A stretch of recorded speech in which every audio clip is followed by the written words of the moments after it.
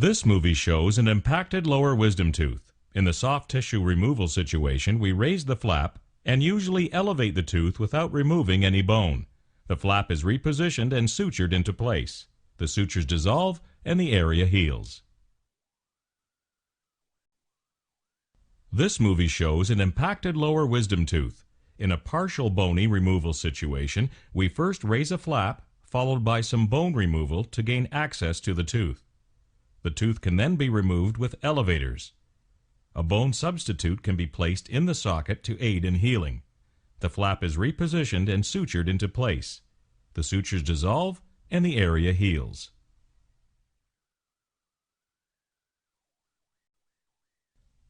This movie shows an impacted lower wisdom tooth. In a full bony removal situation, we first raise a flap. Since the tooth is completely covered with bone, significant bone is removed to gain access to the tooth. Then we section the tooth. The tooth sections can then be removed with elevators. A bone substitute can be placed in the socket to aid in healing. The flap is repositioned and sutured into place. The sutures dissolve and the area heals. This movie shows an impacted wisdom tooth that causes inflammation. Since there is not enough room in the mouth for full eruption, the gum tissue covers part of the tooth and is raised.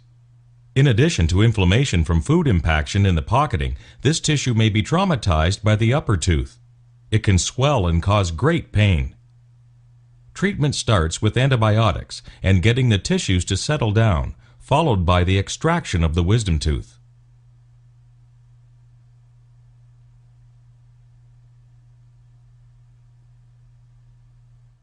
Once the tooth is gone, the gums recede back to normal. If the upper wisdom tooth does not touch a lower tooth, then it should also be removed. It will over-erupt, causing biting problems.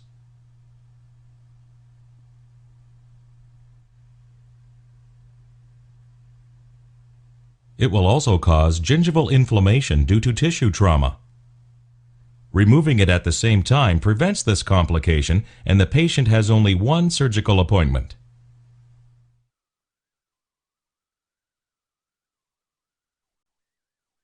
If teeth are crooked, orthodontic treatment such as braces can be used to make them straight again.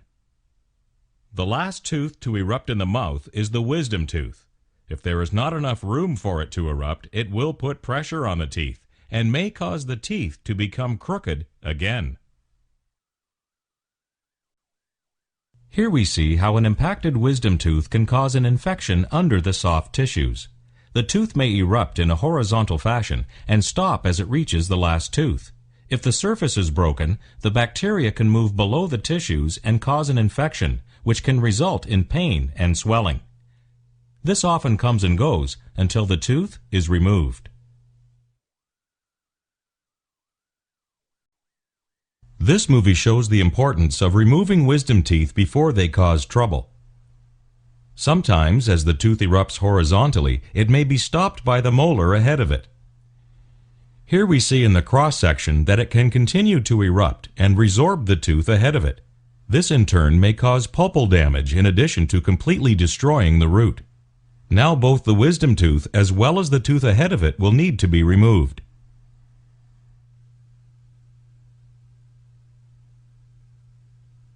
Furthermore, the opposing tooth to the one lost will over-erupt and may need extraction.